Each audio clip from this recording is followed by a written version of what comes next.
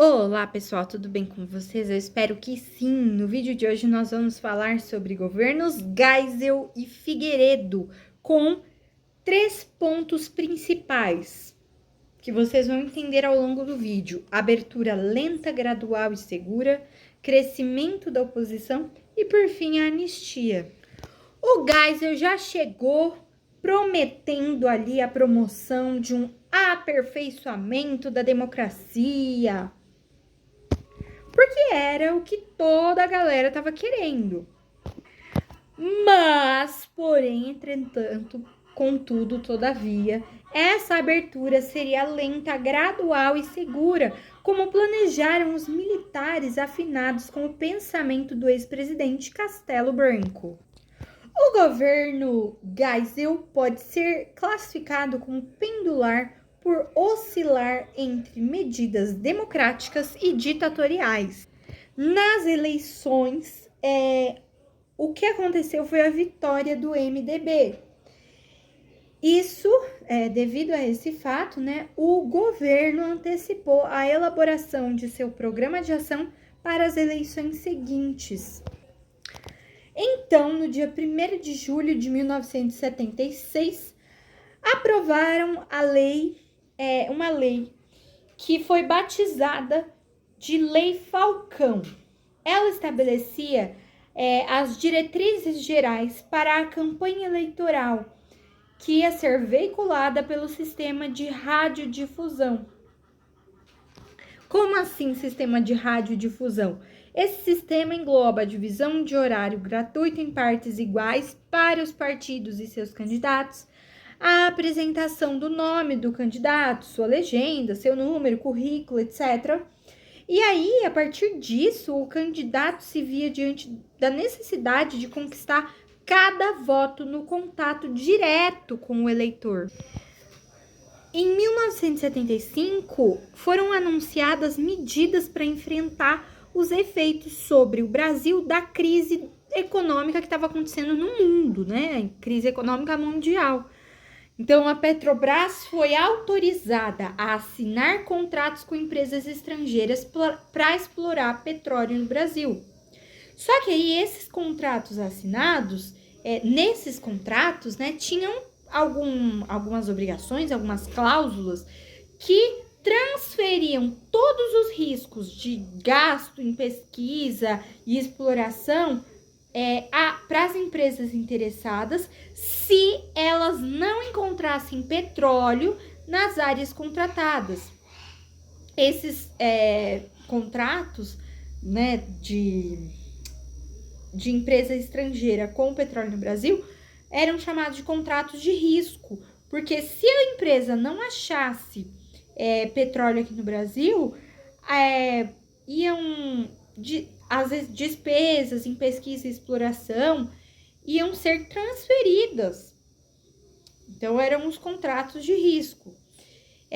Além disso, as importações de artigos que eram considerados supérfluos foram sobretaxadas de forma muito pesada.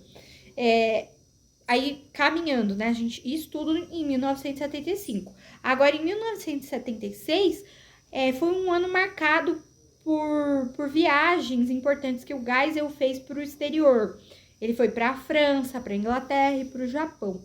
Agora, em 1977, a gente tem um marco muito importante, que foi o fechamento do Congresso. Então, em 1977, foi um ano politicamente muito atribulado, porque houve o fechamento do Congresso. Por que fechou o Congresso? Por conta das dissensões interpartidárias a respeito da reforma constitucional e a cassação de vários dissidentes. Pensando nisso, o governo impôs ao país o chamado Pacote de Abril. Esse Pacote de Abril incluiu a criação da figura do senador biônico, também chamado de artificial, a modificação do critério de representação dos estados na Câmara dos Deputados, e isso favoreceu os estados mais dependentes do poder central, Além disso, a gente também teve o aumento do mandato presidencial para 6 anos.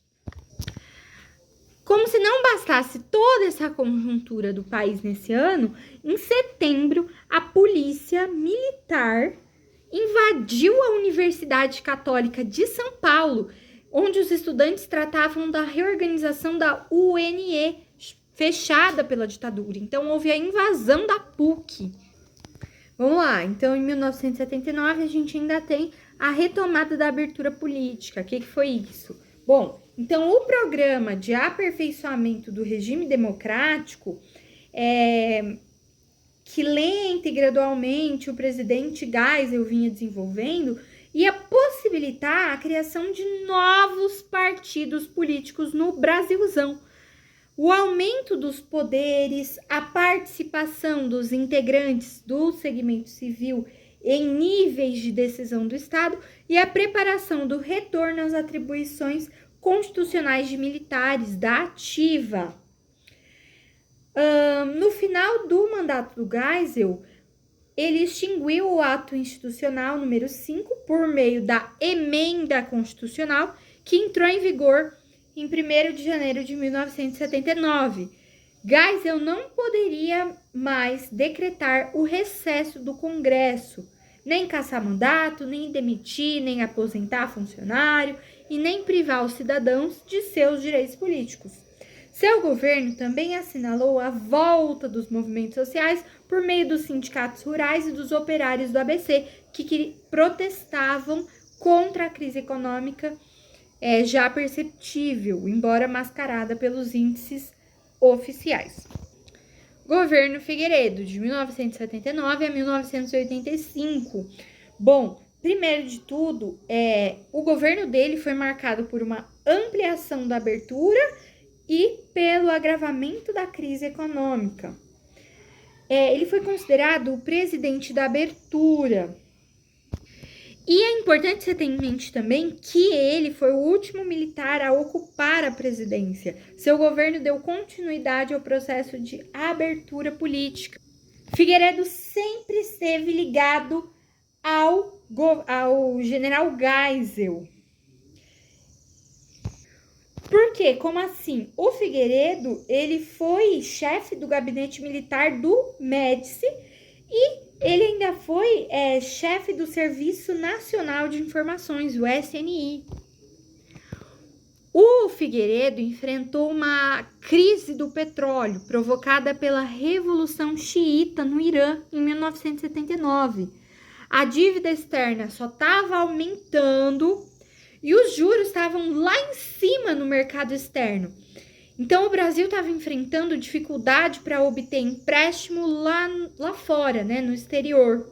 Para combater toda essa crise, a equipe econômica criou o terceiro Plano Nacional do Desenvolvimento, o terceiro PND, cujos resultados foram péssimos, negativos.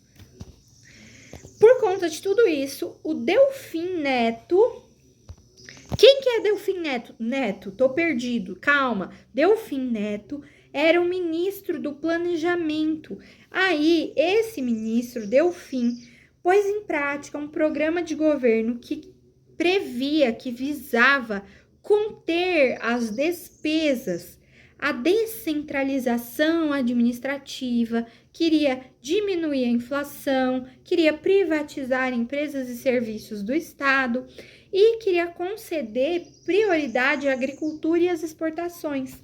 Então, em 1981 até 1983, o Brasil estava num quadro assim de queda na renda do trabalhador e alta na inflação. Então, o Brasil, na verdade, estava vivendo o fenômeno da estagflação. Em 1984, a situação apresentava uma melhora, um pouquinho melhorzinho, nas contas externas. Por quê? Por que melhorou um pouquinho? Porque o preço do petróleo tinha caído no mercado internacional. Mas a inflação ainda estava muito alta. É nesse contexto que foi aprovado o decreto número 2006 1965. Esse decreto fixava reajustes salariais abaixo da taxa de inflação. Como reflexo da crise econômica e do arroxo salarial, os trabalhadores do ABC Paulista paralisaram suas atividades. Agora vamos falar da continuação da abertura política, tá? No âmbito da política interna, então aqui no Brasil, Figueiredo assinou o projeto de anistia. Isso é muito importante mesmo. Esse projeto de anistia seria enviado para ser aprovado lá no Congresso, sem beneficiar os terroristas, nem devolver aos funcionários e militares caçados os cargos e patentes perdidos. Aí, beleza, então o Figueiredo assinou o projeto de anistia. Nesse mesmo ano, a reforma partidária extinguiu o bipartidarismo no país. Então, o que isso... Não entendi, né? Você fala pra mim, calma. Isso possibilitou, isso que eu acabei de falar, não precisa se apegar muito. Agora, grava isso. Primeiro, o Figueiredo assinou o projeto de anistia. Segundo, possibilitou a formação de novas agremiações político-partidárias, ou seja, a abertura política possibilitou o pluripartidarismo. Então, aí a gente tem o surgimento do PSD, Partido Social Democrático. Quem que estava nesse Partido Social Democrático? A maioria dos antigos arenistas, tá? Além do PSD, tem o PMDB, o Partido do Movimento Democrático Brasileiro, que manteve o seu caráter de frente oposta, né? Oposicionista quando da fundação do antigo MDB. Agora a gente também tem o PTB, o Partido Trabalhista Brasileiro, o PDT, o Partido Democrático Trabalhista, e o PT, o Partido dos Trabalhadores. Agora vamos dar uma olhada na campanha das diretas já. Então, assim, como os militares estavam no poder, né, no período aí de 1964, foram eliminadas as eleições diretas para presidente. Mas o processo de abertura política restabeleceu as eleições diretas para governadores em 1982. Nesse contexto, os partidos de oposição organizaram uma frente para restaurar as eleições diretas também para presidente. E aí, a gente tem uma primeira manifestação da campanha das diretas já em novembro de 1983 em São Paulo. Por que eu falei que é uma primeira? Porque temos registros em vários estados de uma ampla participação da sociedade civil nessa manifestação da campanha diretas já. A emenda Dante de Oliveira, que propunha restabelecer as eleições diretas para presidente da República, foi, no entanto, derrotada no Congresso Nacional. As oposições decidiram enfrentar o regime militar, ainda nesse ano, nas eleições do Colégio Eleitoral, se valendo da cisão dentro do PDS, que deu origem ao PFL, Partido da Frente Liberal. A aliança entre o PMDB e PFL resultou na Aliança Democrática, que lançou a chapa Tancredo Neves-José Sarney. Em 15 de janeiro de 1985, Tancredo Neves, candidato das oposições, derrotou Paulo Maluf, o candidato do governo, dentro do próprio colégio eleitoral. Eleito presidente da República, Tancredo Neves não chegou a tomar posse, porque ele morreu em 21 de abril de 1985. Então, o Sarney, que era o vice, assumiu, sendo o primeiro presidente civil após 21 anos de ditadura militar. Então, o Sarney foi o primeiro presidente civil depois de 21 anos de ditadura militar. Por fim, coloquei 2 exercícios, se vocês quiserem resolver primeiro, pausar o vídeo e depois a gente comenta sobre a questão juntos. Vamos lá. Fiquem muito à vontade. 1. FGV modelo Enem. Ame-o ou deixe-o. Não sei se vocês lembram, mas essa frase, Brasil, ame-o ou deixe-o, foi utilizada pelo governo Médici como uma crítica aos que se opunham ao autoritarismo do regime militar. E despertava, né, aquele clima ufanista do Brasil. Então, vamos lá. Meu Brasil. Tem esse textinho, né, do João Bosco e Aldir Blanc. Até ampliei aqui. Meu Brasil, que sonha com a volta do irmão do Enfio, com tanta gente que partiu num rabo de foguete, chora nossa pátria mãe gentil, choram Marias e Clarices no sol do Brasil. Mas sei que uma dor assim pungente não há de ser inutilmente a esperança, dança na corda bamba de sombrinha, e em cada passo dessa linha pode se machucar. Esse é um texto aí, O Bêbado e a Equilibrista, do João Bosco e Aldir Blanc. Essa composição, gente, do João Bosco e do Aldir Blanc faz referência a quem? Aos banidos, aos exilados, aos mortos pelo regime, e insinua a possibilidade de uma anistia. Então vamos para a questão. A crítica expressa na charge e a referência histórica da música estão relacionadas respectivamente à exaltação do nacionalismo e ao movimento das diretas já? Não é sobre isso. B. Ao autoritarismo do governo e a campanha a favor da anistia. Sim, perfeitamente, essa é a correta. 2. Mackenzie modelo Enem. Os resultados da discussão e votação da emenda Dante de Oliveira colocam um desafio à imaginação política. O povo foi derrotado? Ocorreu uma imensa mobilização política.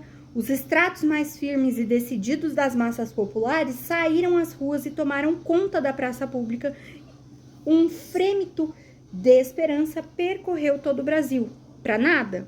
Ora, é preciso que se convenha, em troca de uma derrota parlamentar, ganhamos um exército pronto para o combate político e pela primeira vez em 20 anos a ditadura não só foi virada pelo avesso, mas também posta no pelourinho e desafiada por milhões de cidadãos conscientes e dispostos a tudo.